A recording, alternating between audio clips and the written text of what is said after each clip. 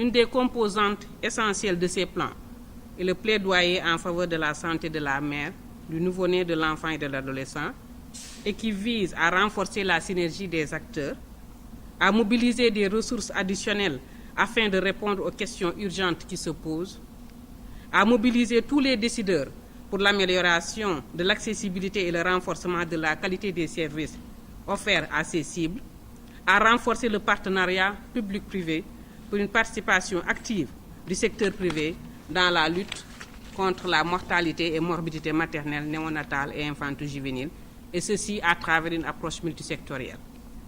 La mobilisation des ressources pour la santé signifie la capitalisation des investissements de tous les ministères qui agissent directement ou indirectement sur le secteur, ainsi que la mise en place de mécanismes de financement innovants et surtout durables.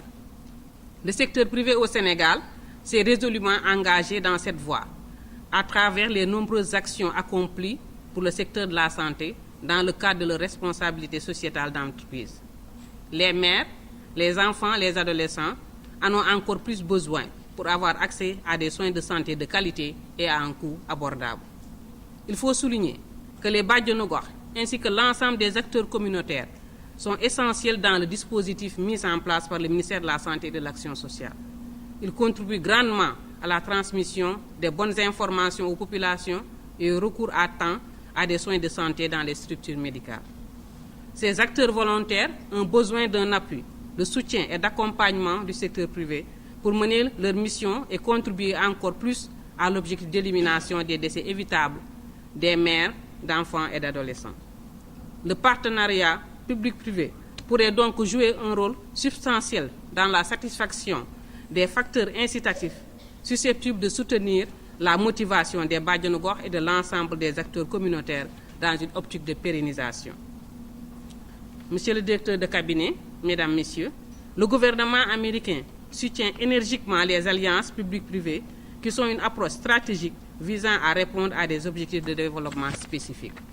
L'USAID, par ma voix, renouvelle son engagement à soutenir les initiatives communautaires innovantes aux côtés du ministère de la Santé et de l'Action sociale et de l'ensemble des acteurs concernés en vue de contribuer à l'élimination des décès évitables des mères, des enfants et des adolescents et au bien-être des familles. La réduction de la mortalité maternelle, néonatale et infanto-juvénile fait partie des objectifs majeurs de la politique de santé et de l'action sociale de notre pays. Elle s'inscrit également en droite ligne des engagements internationaux auxquels notre gouvernement a souscrit. Les nombreuses actions menées par notre département en collaboration avec les autres ministères et l'appui des partenaires techniques et financiers a permis de noter une réduction significative de l'ensemble de nos indicateurs traceurs du domaine. Nous avons ramené la mortalité infanto-juvénile entre 1986 et 2015 de 199 à 59 décès pour 1000 naissances vivantes. Le taux de prévalence contraceptive a augmenté durant la même période de 2,4% à 21,2%.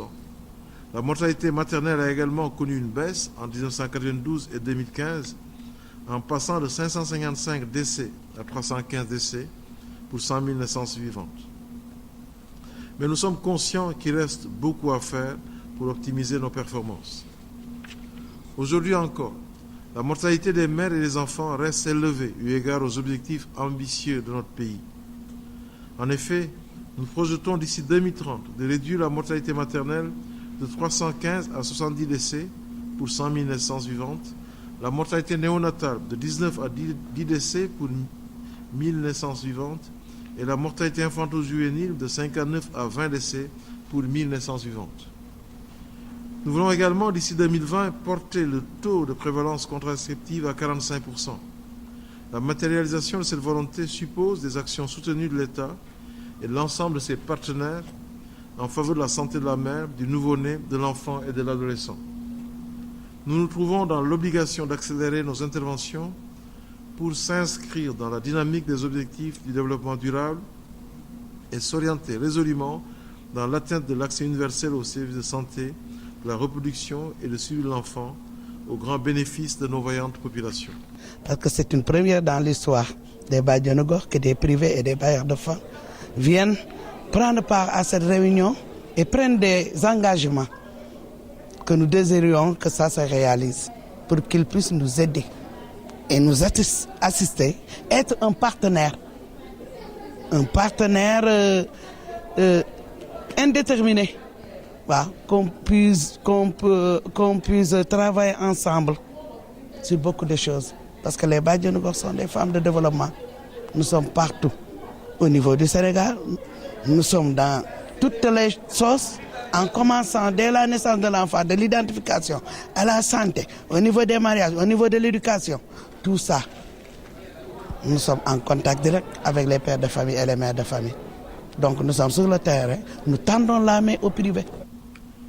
Le programme des Nations Unies pour le développement l'emprunte pour décrire l'éventail de relations possibles entre le secteur public et le secteur privé pour la mise en œuvre d'un projet ou la fourniture d'un service.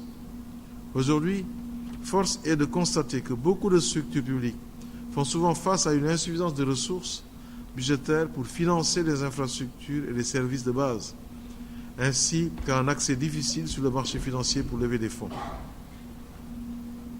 Nul doute que le recours à un partenariat public-privé permet de bénéficier d'innovations technologiques, d'expertise et de méthodes de fonctionnement différentes, ainsi que l'impulsion de la créativité et de la transparence. Le choix de se rapprocher de vous, du secteur privé, trouve également son fondement dans le contenu du plan Sénégal émergent, où l'appui du secteur privé occupe une place centrale dans la modernisation de notre système sanitaire. À cet effet, permettez-moi de rappeler la convention de partenariat que le ministère a déjà signée avec l'Alliance du secteur privé de la santé le 10 mai 2016. Pour notre part, l'atteinte des objectifs que nous nous sommes fixés nécessite la consolidation et l'amplification de nos acquis à travers nos différents programmes phares que nous exécutons, dont le programme Badiane Gox, qui met en exergue le leadership féminin en vue de promouvoir les changements de comportement favorables à la santé. Le programme qui utilise un réseau de 15 000 femmes disséminées dans tous les quartiers, les villes et villages du Sénégal participe à la stimulation de la demande de soins en santé de la reproduction à travers un système bénévole de parrainage des enfants de 0 à 5 ans et des femmes durant la grossesse, l'accouchement et le postpartum. Pour sa pérennisation et en raison de sa part contributive dans l'amélioration des indicateurs, ce programme et ses Badiane Gox méritent d'être accompagnés et soutenus.